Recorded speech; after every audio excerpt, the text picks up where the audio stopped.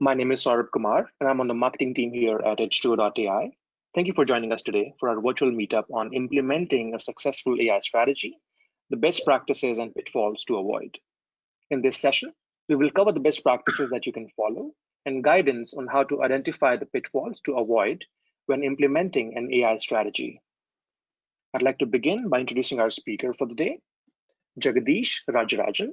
He's a data scientist at H2O.ai and is a part of the customer success team in the APJ region. He's an IIT Kanpur alumni and comes with a rich data science experience across multiple industries. A few logistics before I pass it on to Jagdish. Number one, this presentation is being recorded. A copy of the recording and a slide deck will be sent out to you within the next 2 days. Number two, you can send us your questions throughout the session. We will be very happy to answer them towards the end of the session. With that, the stage is yours, Jagdish. Yeah, thank you, SK, for the introduction. Hi, welcome everyone for the session. Thank you for your time. So today, as SK mentioned, we will be talking about how would you go about implementing an AI strategy in your company. What are some best practices? What might be some problems you may encounter in the journey, right?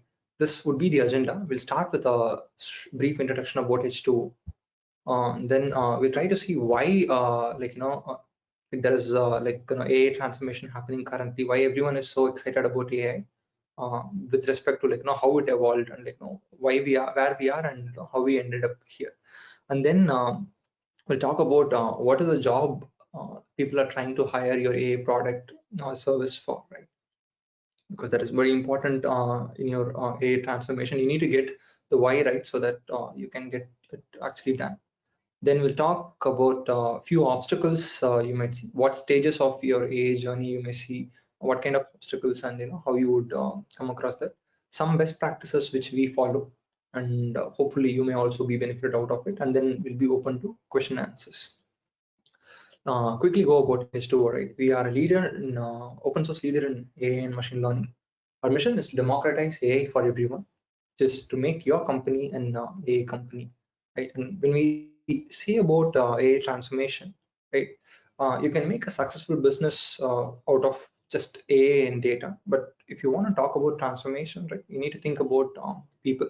So we want to transform companies into AI companies, and that's not just about data and building some AI models, right? So we want to take the people along, and only if we take the people along, we believe that we'll be able to make transformations, right? And so we are a company who walks the talk.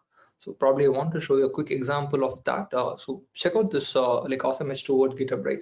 So pretty much put all our projects, application, research, tutorials, courses, and books H2O has out there in public. So when I join as a new joinee in H2O, right, I didn't use any proprietary information to get myself on board to help the customer. Probably the only proprietary information I would be having is when I help H2O's customers, so I get some custom knowledge, and then I interact with some of the best minds in the world. So that knowledge is alone proprietary. Pretty much all our research, and findings, whatever can be put out in public, we have kind of put out in public, and everything put out here is in public domain, which means that we have waived all copyright and related rights for this work. You can take this and use however you want, and use AI for your business transformation.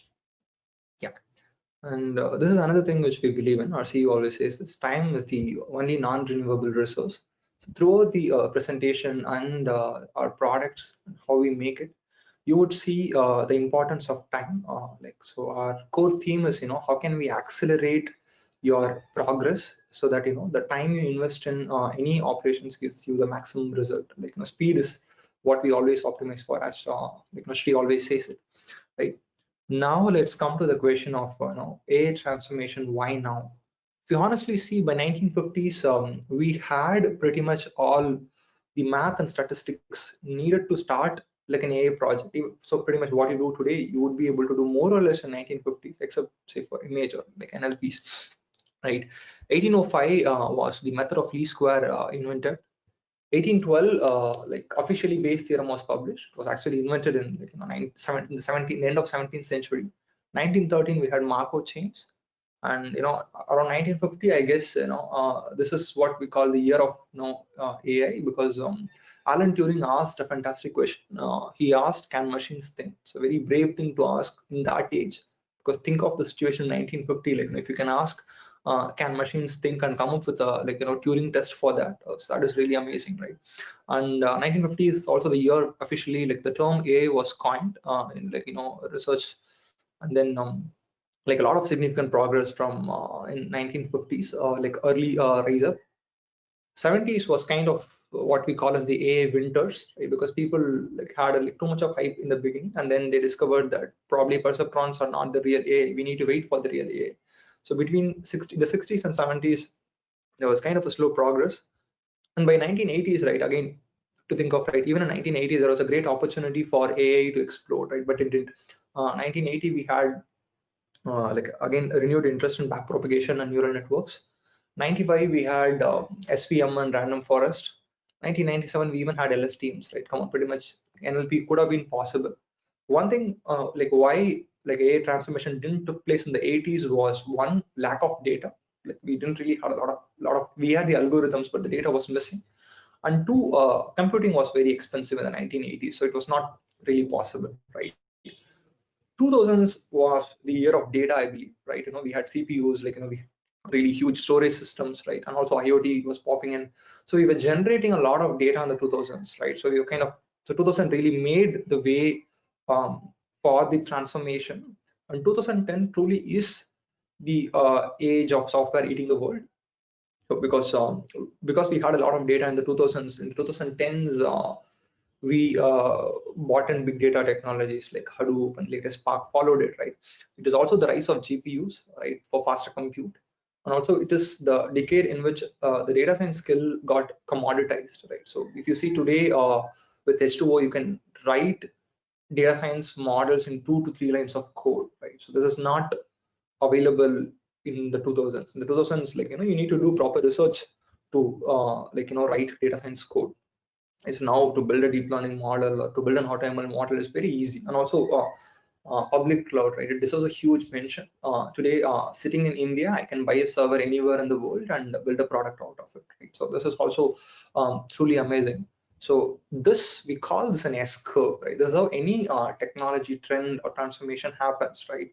And so to make you realize more about the S curves, think about smartphones. When smartphones came in, we didn't really start with exactly say ride sharing or Snapchat filters and all these things, right? So we started using for very basic tasks. So that's how AI was also evolving so long. It took slightly longer journey than smartphones, also because of the scale, right? The smartphone scale is different. The AI scale is also very different, right?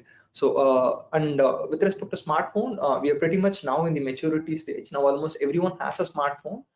Early on, we invented things like weather reports, email notifications. These kind of very basic tasks were provided via smartphone. Like whatever you already had with the PC internet, you probably try to give a smartphone version of it so that people can access it easily. That was the day of low penetration of smartphones. Today we live in a high penetration world of smartphones, right? And today, if you think about what use cases we think about smartphones, we think about a world where smartphone is everywhere, right? And now put it in the context of AI or data science or much, and whatever you want to call it, right? 1950s, 1980s, and 2000s, right? We didn't really expect data to be everywhere. We didn't really expect all the systems around us to be smarter, right? But today, it is the case. We have data science skills everywhere. We have data everywhere. We have data science being commoditized and productionized everywhere, right? So now the next set of use cases we come across is going to be truly transformational, right?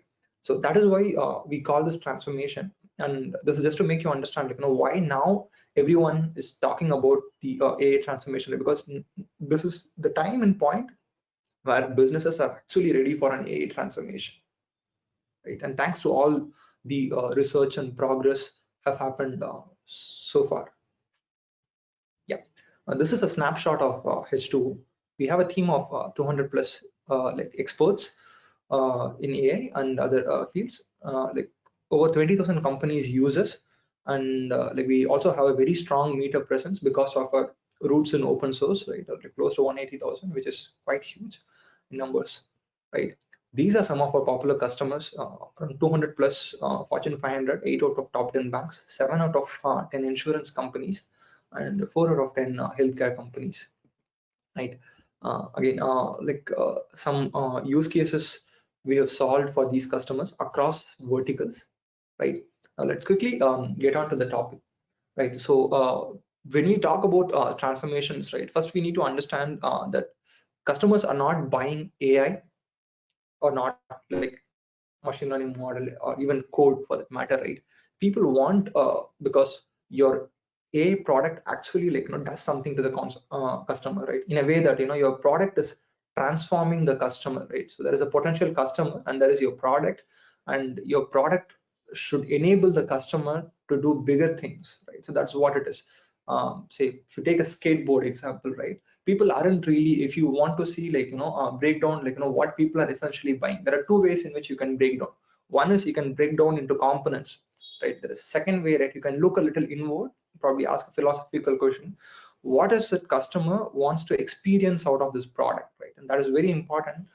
We should not forget, right, why like we are building this product, right? So if you think deep enough on what value your product is creating for the customer, I guess you will be able to like, do a good job, because if you solve the right problem, right, even a basic model it's going to give you like amazing result, right? If you solve the wrong problem, no matter how good your model is, you're not going to have like amazing results, right? Because you're solving a problem which people don't want. You cannot force people to buy your product, right? You can only like encourage them, right? And there are like a lot of values you can do, provide to customers. Say for example, if I think about like most of these things, right, I thought in terms of driverless AI or H2 open source, right? So one is can save time, you can make things simple, right? You can help people make more money, can reduce the cost of the business or individual, can reduce the efforts of people, right? Provides like new experiences to people. Right, I mean like this is I did for driverless AI. Likewise, if you want to create for your product or your feature, right, if you can think about like what value your product creates, right, then you can build your features and models keeping this in the mind, because when you know the why, right, you will be able to build the modeling like quite easily. And this is Maslow's hierarchy of needs. Just wanted to put it, so people have few fundamental needs and few fundamental aversions. If you keep that in mind, probably like you'll be able to get better ideas on like where you can apply like AI or machine learning. Again, some more examples on what kind of value you can provide. These are some of the actual like transformations and value we have provided to our customers in different verticals, right? Just to give you an idea of like what you can think about for your use case. The reason I was stressing about that is in the age of AutoML, if you see this gray area is what I generally talk about in most of the other talks. But today we won't talk a lot about this because a lot of these technologies and tools which we have in the market makes it very easy. We ourselves have like two tools, like H2 open source and driverless AI, right? So today the real challenge is not about building the best model, because you have powerful tools and technologies available in the market, both in open source and like commercial like enterprise versions, depending on your needs available for you, right? So what exactly is the challenge today in like transforming your company to an AI company? Because as you know that, right, in my personal experience, if you say like if 10 people start this transformations, like not all 10 of would be successful. I would hardly say, like if luck was on their side, probably like 4 or 5, like at least 50% of the people do not succeed. Why it is so, right? Again, just want to highlight this point, right? So if you want to know like what AutoML is, in a nutshell, it's a set of tools built for non-machine learning experts so that they can be made machine learning experts to improve their efficiency of machine learning work and to accelerate their research using machine learning, right? So this is what AutoML, and keeping this in context, right? Now, this part, the gray area which I was showing before, was pretty much sorted, right? So on this diagram, some of you might remember I took this from the Indian epic story called Mahabharata, right? So in Mahabharata, what happens is this is a battle formation called chakravyuha, right? There is one key highlight about this transformation. If you see in the circle, right, it's a constant moving battalion of soldiers, right? If you want to enter the opponent, who typically stays in the middle, right, you need to go in the circles, right, if you want to follow the natural path, right? And by the time you try to enter the circle, people will engulf you and will kill you. It's kind of a tricky battle formation, and it was used in Mahabharata. When I was like, people typically die in this transformation in two areas. One, when trying to enter, and two, while trying to exit out of the transformation. So similar to, like, the Mahabharata chakravyuha, right? I was thinking in the context of machine learning chakravyuha. Most often, right, people if I see, like, at a very beginner level, where people get stuck is how to enter this chakravyuha. Though I would say, like, in today, like, this doesn't really happen. I'll come to the picture, but nevertheless, I want to still address, just in case if someone is just starting out, right? If you're just not able to complete a successful AI research project, right now, that's, I would probably call it as, like, hey, you're not able to just enter the game. Like, why you're not able to enter the game? One, your data might not be available or accessible, right? Sometimes the data is not there. You're at a cold start problem. Most startups face this. And sometimes the data is not accessible. So the data is there, but your data scientist or business analyst, they're not able to get the data. So the solution for this is very simple. You need to invest in ETL, like, either put up a data engineering team or upskill, try to fill the skill gap inside your team, so that you put up an ETL strategy so that your data scientist is able to access the data. Two is data should not be accessed. Like, in a lot of industries, you have data which, for privacy and security reasons, you are not allowed to access in the first place, right? So again, this can be solved with a good ETL strategy, on come up with a, like, solid pipeline, and mask only the, like, information which you're not supposed to expose, and use the remaining information for your modeling. And then the third one is the more often, because the first two would pretty much stop you from running the experiment. The third one is actually the chakravyuha point. Like, you will keep running in circles. You would never be able to, like, get the results. You will try to do some experiments. It will always kill and, like, put it back into the junk. So why it happens? A lot of times the data we see in many places is stale. Like, the data is not fresh enough to build model for the present reality. And then you have too much of noise. Let's say you take a picture, right? If there's a lot of noise, right, your picture is not going to come out good. Likewise for data science, if your data is too noisy, or your data has, like, like, just wrong, like, if the data is just like junk, right, you're not going to get good results. And the second problem with respect to data quality is data has no labels. Say you want to predict something, right, but you haven't really, like, like, labeled that, right? So this is a common this is a typical problem for people starting up, though you can say that there are unsupervised learning algorithms. But if you see, 99% of what goes to production is actually supervised learning. And if you are someone who is struggling to get something to production, I would say better keep your data labeled. If you don't keep your data labeled, it's going to be hard for you. And third one is like, what you want to predict, but you don't have useful features to predict the target, right? So like, machine learning is essentially, like, finding relationship between the known and the unknown, right? If you don't give features to the model, like, then you won't be able to build a model to build like, to predict any target. So again, you need to have useful features, and you need to have label. The last two are more with respect to, make your model, like, holistically work for everyone. If your data is not representative, or if your data has bias, then it's not going to work for everyone, right? Now, this is an ethical concern, and in some industry, if you are in some regulated industries, this is not even a choice you have. You need to make sure that your data is representative, and you need to make sure there is no bias in the data, right? Otherwise, like, no matter what you do, like, you will again get killed before entering the code. So the outcome of, this phase, I kept it to be like, you need to be able to run an experiment and reach a desired accuracy. And again, as I said, this pretty much was a big challenge for a lot of people, maybe in the 2010. But now I would say 7 out of 10 people do not face these challenges. Maybe like 20 to 30% of people face these challenges. I just wanted to highlight it so that I don't ignore this point. So today, where people are getting killed, right? So if you see like our data scientist Mr. Abhimanyu, right, just like the Abhimanyu we had in like Mahabharat, he was able to successfully get inside the chakravyuha. He is not able to actually get out of it. So this is where I see today a lot of people are getting struck.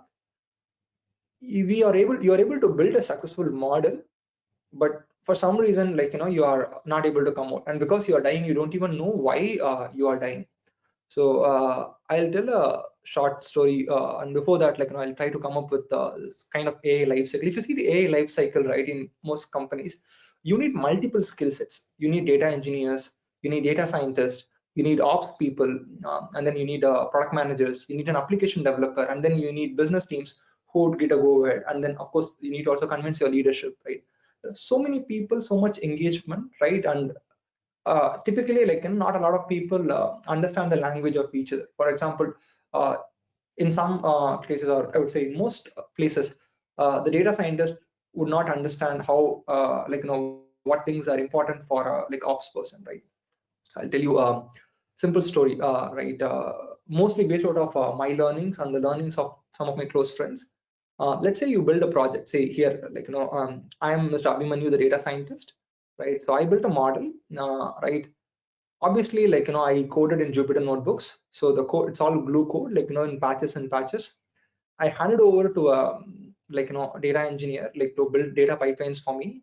like uh, like again, it's you heard like random forest, like here it's like random pipelines, which we call as like pipeline jungles. Like without saying, there is no single responsibility principle. Like all I have is like one big Python script which does the job, like lots of code smells, right?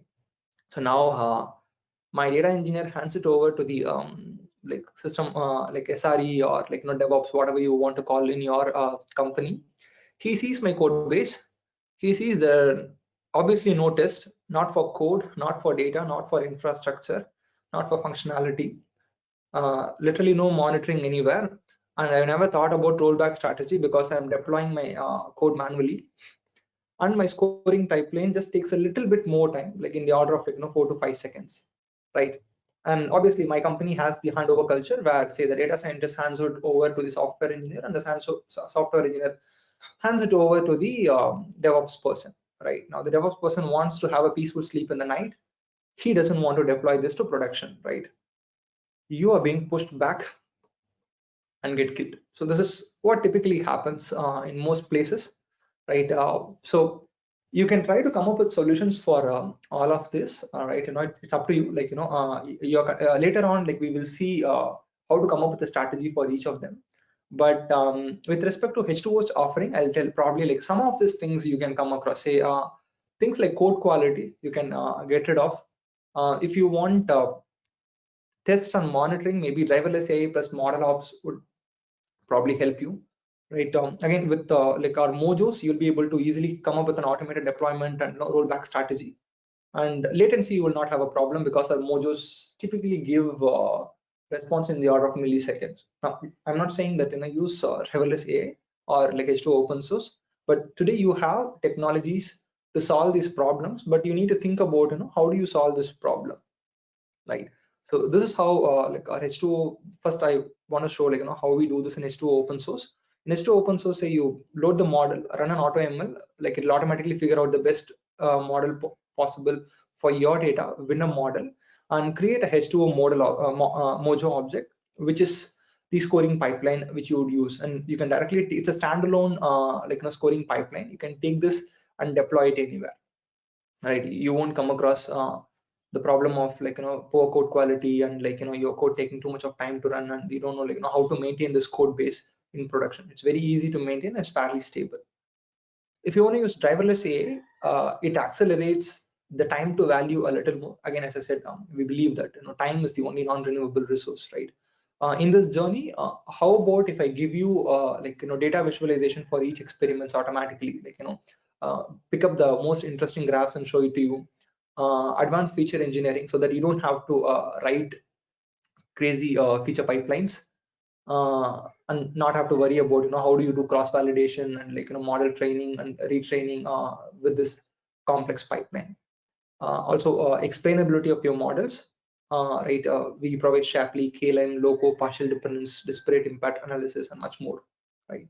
So yeah, so these are some of the things, and think again deep about how you enter, and most importantly how you can get out of this project. So because so far, if you see what we have covered, if you pick the right problem and you know how to start an AA project in the right way, and if you know how to get out of the AA project and take it and deploy it in the right way, I guess 80 to 90% of your roadblocks are solved, right? And now we come to how in H2O we help some of our customers overcome it. What are the specific steps which we do in helping our customers, and how you can use it inside your company or your organization. We start with road mapping your core issues and success metrics, right? What is the big picture you have, right? And then we need to look and assess your current technology capabilities. What would be a DB? Do you use Hadoop or Spark? What is the data storage? How often you want models, etc. Right? So we assess those things, and then we see with your big picture in mind, right? What are some high value business use cases and opportunities we have, which we can quickly take it and show value to you. And then for those use cases, we map out some core targets and milestones. And then for each of these use case, we provide you a roadmap on hey, this is how we can go ahead for these projects on this journey. See, for each of these projects, how we engage with our teams and how we get this done. First, obviously, is data assessment, right? You want to see what the data is and how it is, and whatever it is, we start the project, and we provide a lot of training in the form of say workshops, some lectures and some tutorials.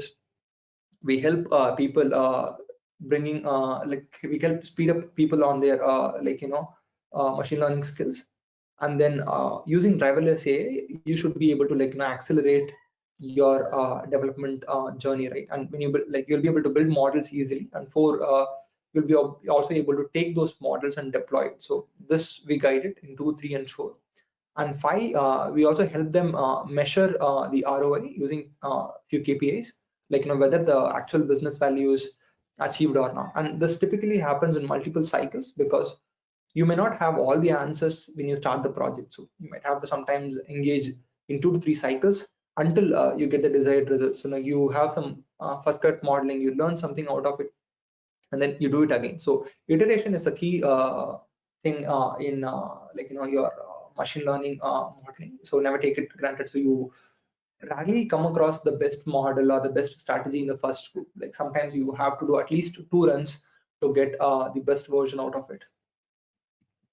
Yeah, and if you want to transform your company to an AI company, these are some of the things which we ask you to do it internally, right? Which will maximize your chance of success.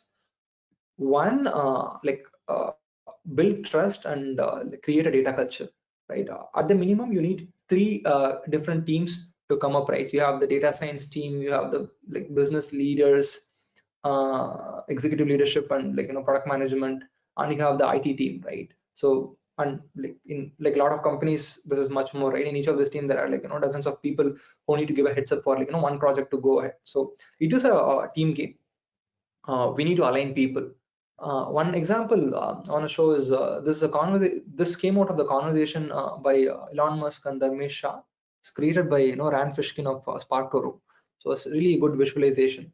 So Elon Musk says that in any company, people are like vectors, right? When these vectors align together, our chance of success is quite maximized.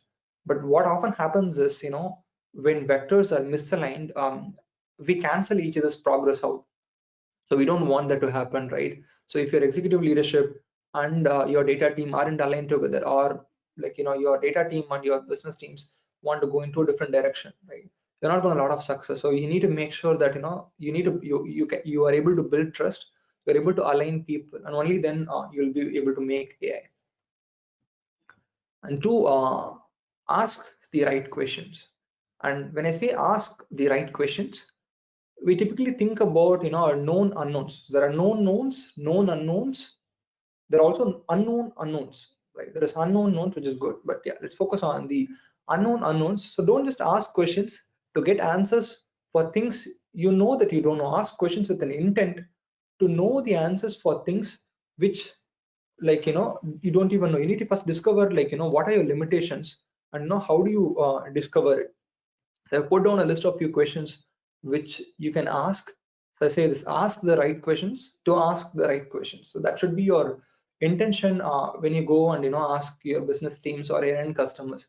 First question is to ask yourself: do we really need AI for this? Like, not all problems need AI. Some problems can be just solved with simple, like, business rules. Like, if you just say put an if condition and just, like, run it, you don't really need AI for it, right? Or if it's too simple for a person to handle it manually, you don't need AI for that, right? So, like, you need to figure out, think in context, that is this problem needs AI. So I would say, if a problem is complex, if a problem needs to scale up, right? If a problem needs to constantly evolve, the solution, or say a solution needs to constantly evolve. So these are the kind of areas where you would think about AI, right? If the problem is too simple, or if the problem happens for only one or two people, or if the problem is very static, right, then you can probably have a set of rules to solve those problems. You don't really need AI, like, when these criteria aren't really met. And two is, for you to ask that who are you, like, building this product for. If we are building this for everyone in the world, right, that's a very little probability that we might succeed in this journey, right? We need to be specific about who we are building for. We need to state the problem, like, we want to solve, like, probably, like, in like 3 or like less sentences that says that, uh, how like, specific you are, and like, whether you have a good clarity. For all of this question, right, probably, like, instead of going through the questions, I'll give you an example of an actual, like, AI feature which I built, like, which was, I believe, at least allowed by like 100 to 200 people inside my previous company. This is an internal solution, right?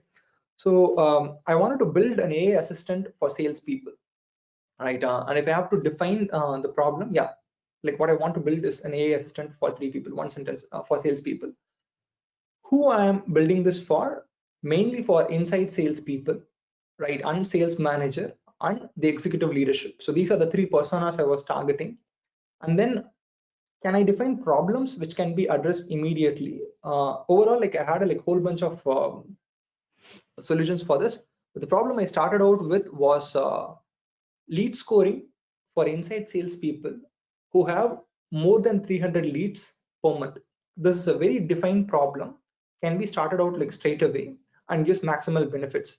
And why maximal benefits? You need to think about how often the customer needs this solution. So leads was the problem I saw in my like task at hand, was something which salespeople needed every day. Every day they were getting at least 10 leads, and they need to score those leads. So if you solve a problem which is going to take, if the customer needs it only, say, once in 3 months, or like once in 4 months, like, your product, they're not going to stick around with your product. Or even if it's a small feature inside your thing, it's going to be a fancy blue button or red button. It's not going to actually add any real value to the customer, right? So we need to think, like, how often customer has this problem, and how often customer needs the solution. Is it achievable with the data we have? Can we measure success? Can we visualize the end solution? Again, I don't mean of AUC curves and confusion matrix. It's about how the customer is going to use it. What are the known knowns? What are the known unknowns? And 10th, most importantly, what are the potential blockers you might have, and how can you tell your leadership on how they can best help you in unblocking them? Because if you, like, too often, if you tell them, like, hey, this is my problem, they may not know how exactly they can help you. If you also tell them how they can help, how they can actually help in unblocking you may be, like, reasonably successful. So I've told what questions to ask. I'll also tell what question not to ask. And yeah, if you watch Amazon, Mizapur on Amazon Prime, you'll understand the context of it. Never ask, do you like this feature? Right? It's a very bad question to ask. One, it's a very close-ended question. You learn nothing out of this, because too often, right, your customers or your business teams, they want to be nice. They want to tell you like, yeah, it's good, but did it help you understand what are your unknown unknowns? Did it help you understand where you need to fill the gaps? Did it help you understand how you should change your modeling? Nothing, right? It doesn't really give. And like I see a lot of people make this mistake when it comes to prioritizing their AI features, right? What feature to build, or like how to build your product, right? Do not ask like, is this good?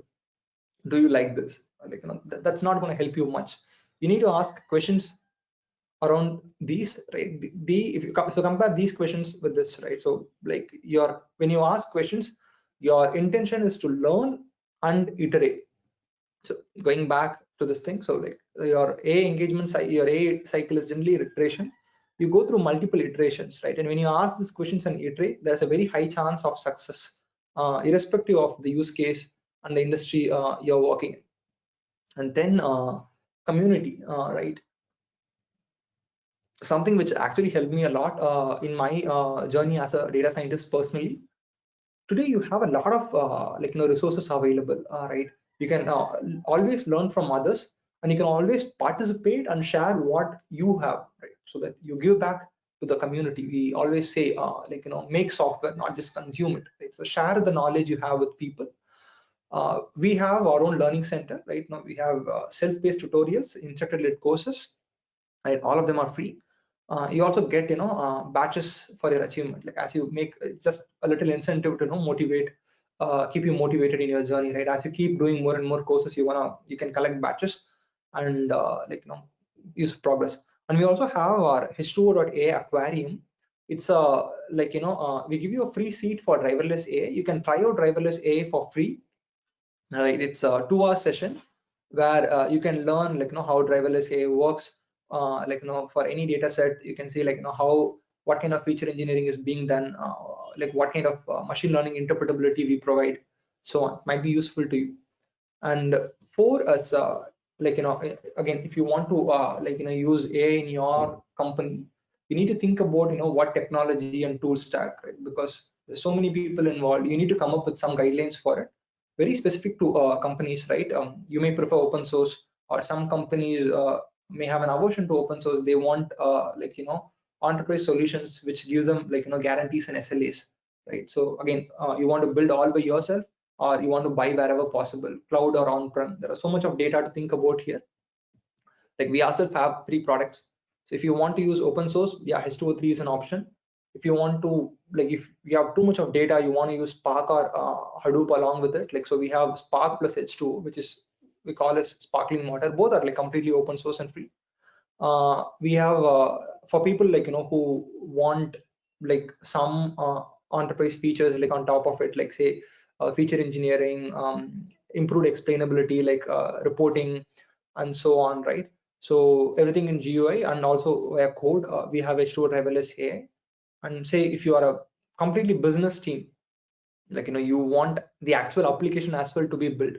So we have H2OQ, or what we now recently call as H2O Wave, available for you, right? It's again it's very personal choice on what you prefer, your team, your company, what are your thought process around it. You're based on your preferences, you can pick the right tool. These are something which we have, and yeah, there are dozen other things in the market, for depending on your specific needs and requirements. And fifth and most important thing today is so sometime back, maybe again between 2010 to 2015, maybe building a model was a big challenge. So because today building a model is become so easily, today there is a lot more expectations when you build AI. You have to learn from data, and not just learning from data, you need to be able to learn from data in a transparent way. You need to be able to understand and explain the models, right? You need to be able to document your models outcomes in a human friendly way. Again, in some regulated industries, this is not even a choice we have. It is mandatory to have explainable AI, right? You need to be able to explain your hypothesis in human friendly terms.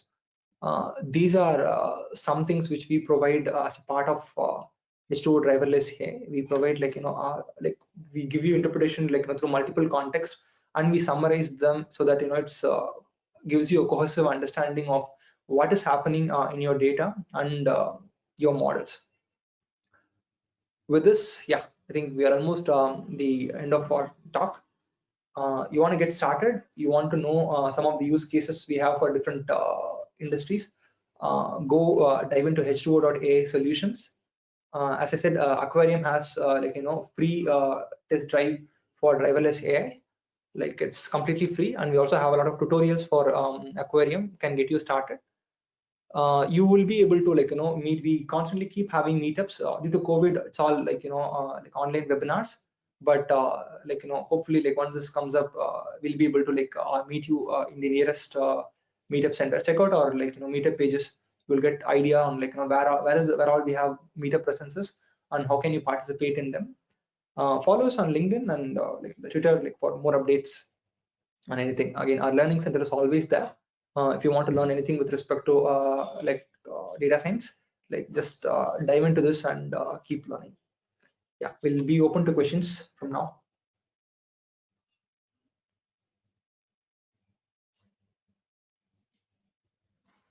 Awesome. Thank you so much, Jagadeesh. First question. For companies that want to embark on the journey of AI and hence may not have data scientists, data ops, etc., how should these organizations start? Okay. So yeah, just to repeat, the question is that when a company is starting and they may not have all the required skills to put it up. So one easy thing which at least I have been seeing happening with H2O is so to probably get experts like us. So what really happens is let me go back to our transformation slide. Right. Yeah.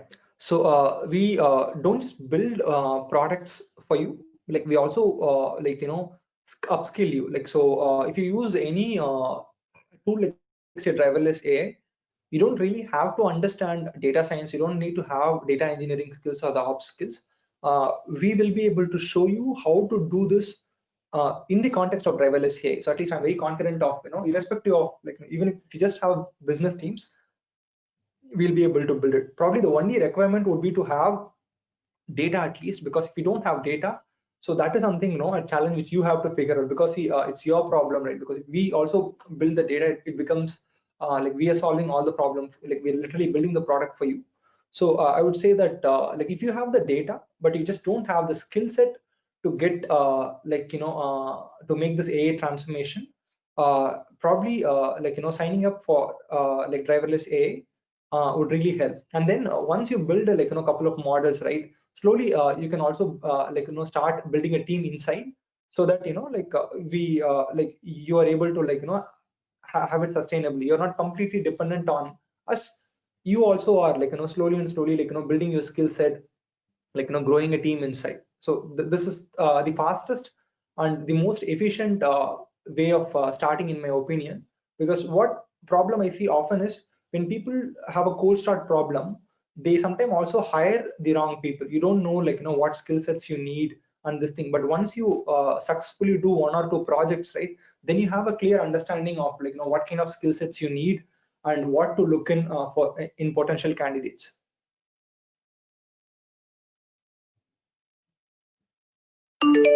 Thank you, Jagadeesh. That was great. What do you have to say about AI safety and trust in AI? Yeah, again, so today it's see, there are a lot of solutions available.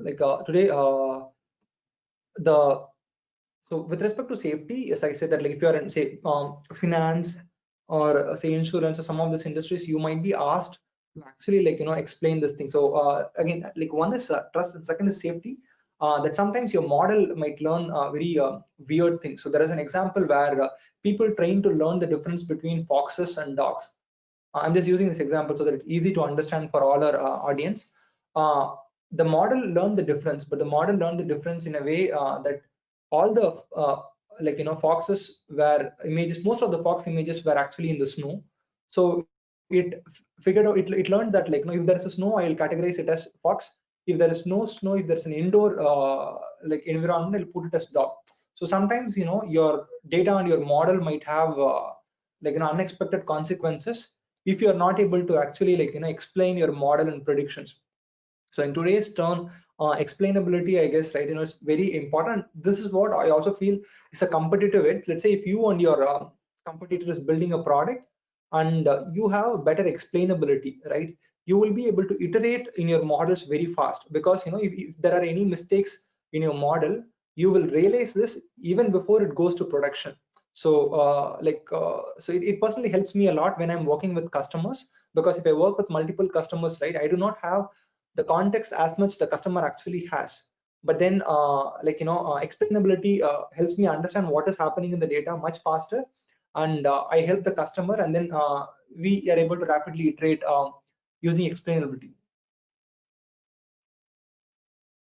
Great. Thank you, Jagdeesh. Next question, does H2O have any certifications apart from courses? Yes, we do. If you just go to our community page from the main website, h2.ai/community, or you go to training.h2.ai, you'll find a ton of resources there. Next question, how do we decide which explainability technique to use for different models? Jagdeesh. So there is no one silver bullet for this, but basically put depending on the context, you may either go with global explainability or local explainability. For example, too often, right, if you want to understand what is happening overall, with respect to your model, right, just debugging the model, so most often the global explainability models would help you. If you want to explain your predictions, why you made the specific prediction for the specific people, local explainability will be helpful. In terms of local explainability, if I have to pick, Shapley values are one of the best thing which you can use. If I have to just pick you one, right, what Shapley value does is say Messi scored 4 goals in a football match, and will you give the credit of all the 4 goals to only Messi? No, there are 11 people playing in the team, right? How do you allocate credit equally, right? Now think of the same thing in the context of machine learning. There are so many features. How do you allocate credit equally for the prediction for all the features? So that is essentially Shapley. It came from the game theory world about efficient reward allocation.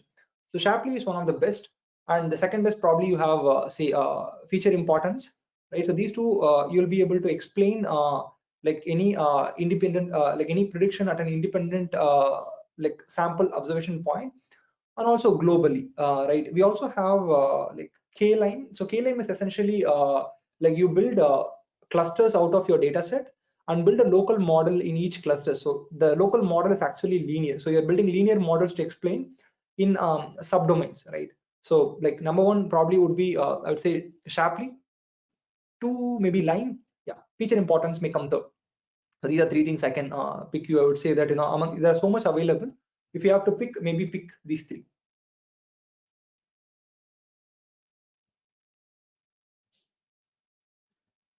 Thank you. How does H2O's tech integrate with commercial databases like Oracle Server for real-time integration, model deployment, consumption of output? Okay. So we have a I do not have that slide because this is not meant to be for driverless AI, but we have a wide variety of data sources. So Oracle JDBC and a whole bunch of things is supported.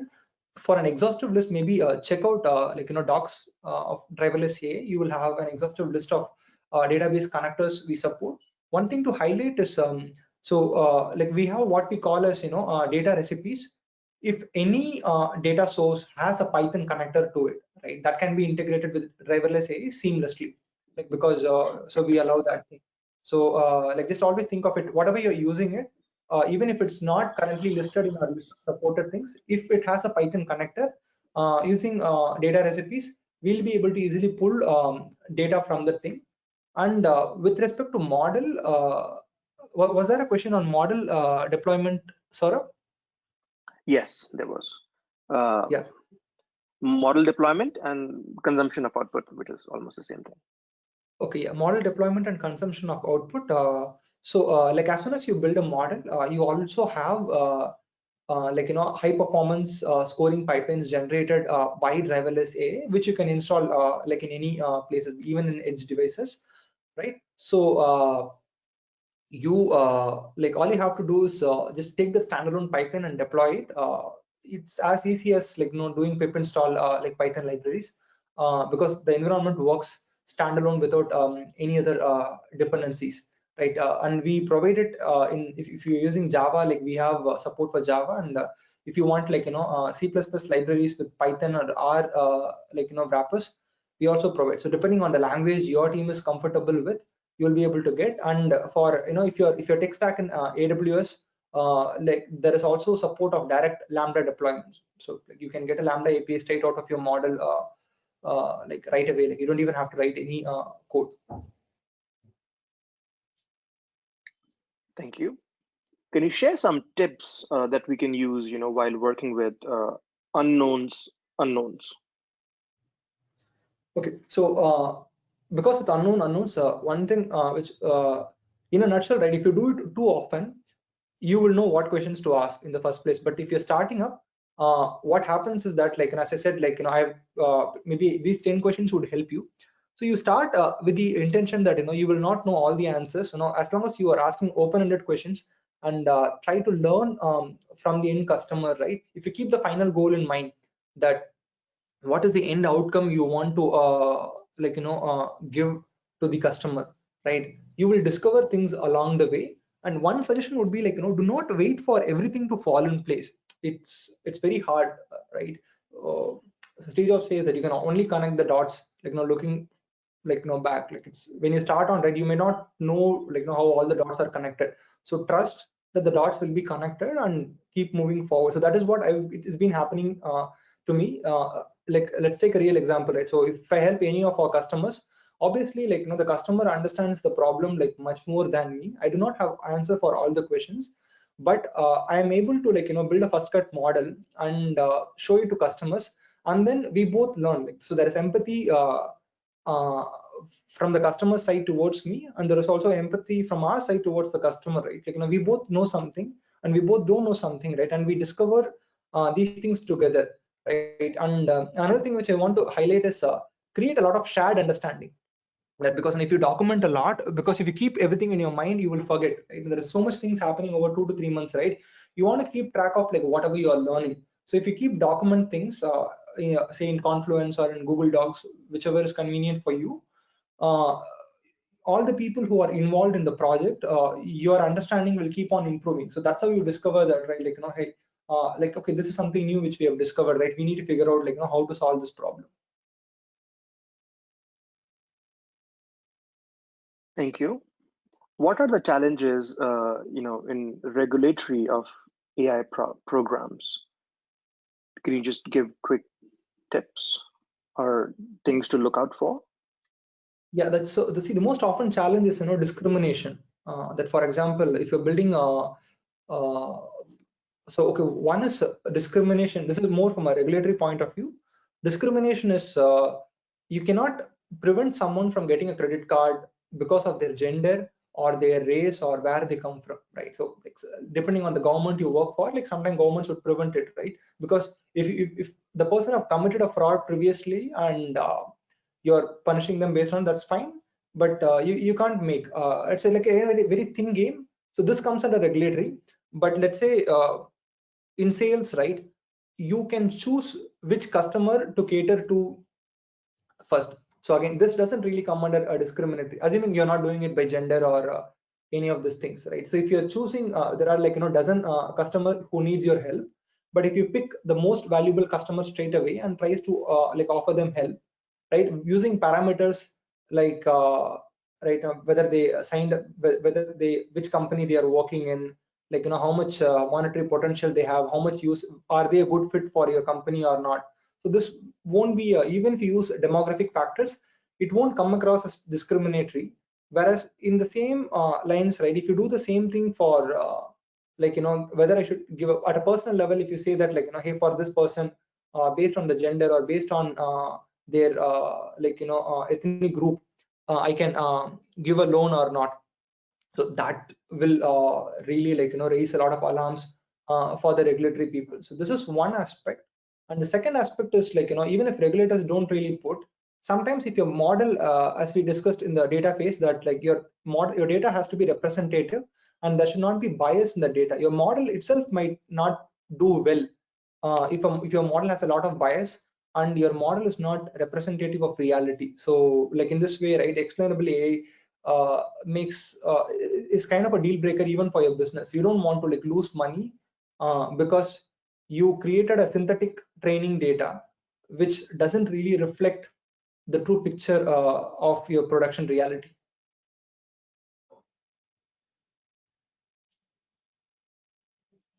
Very well. Thank you, Jagadeesh. How do you perform data assessment? Does this require developing a prototype and iterating? So I do not understand what is data assessment, if I believe that if it's you're asking that do you need a list of checklists for this thing? Yeah, checklists really help, right? But one practical tip is that not always you will be able to get everything which you want in your checklist. You need to make some sort of compromises.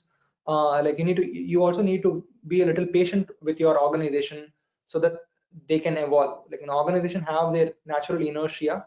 We won't be able to achieve everything. In my context, it's more about understanding where the reality is and where we can quickly reach, and try to build with respect to the constraints we have at hand. So I would say I haven't seen a lot of success in just transforming the companies with respect to data, especially enterprises. Right? You cannot turn them overnight to change the data scene. It takes some time. Thank you. Next question. In terms of interpretability, can we explain how the final model of XGBoost works as simple as decision trees instead of feature importance? Okay. Do you want to take that? So see, one is okay. In driverless AI, we provide surrogate models, right? So you may build a XGBoost, and you can have a surrogate decision tree for explaining. You will exactly give you a decision tree, right? So that is one way. And then second way is, right, I mean, there has been some research going on, even internally, just to as far as at least with the limited knowledge I have, is that we have tried to put it, but then you always make some sort of compromises. So today what we have in production is build a surrogate decision tree, because if you build an XGBoost, right, and then simplify it to a decision tree, right, it's neither XGBoost nor the decision tree, it's somewhere in between. So we kind of this thing on that. But if you see this 8th chart here, right, this is the local surrogate decision tree, in the left bottom, right? So if you want to build, you have built an XGBoost model, but want to explain it as a decision tree, this is the closest option, I guess I can give it to you, right? And then there are other features, because see, again, can you explain the model? Yes. Can you explain the model? Can you explain this specific model in the exact same version which I want? So that might be very hard sometimes in reality, right? So as of today, decision tree based explanations are fine, but they are available in the form of surrogate models, and as you mentioned, right, there is active research going on in this, that can you build an XGBoost and then simplify it to a decision tree? But as of now, I would say the closest option we have is surrogate decision tree. Wonderful. Thank you, Jagadeesh. With that, we're at the top of the hour. So we'll stop now. Thank you so much for taking the time, doing a great presentation and answering all these questions. Thank you to our audience for attending. Have a great rest of your day. Bye, everybody. Thank you. Thank you, everyone. Have a great day. Bye-bye.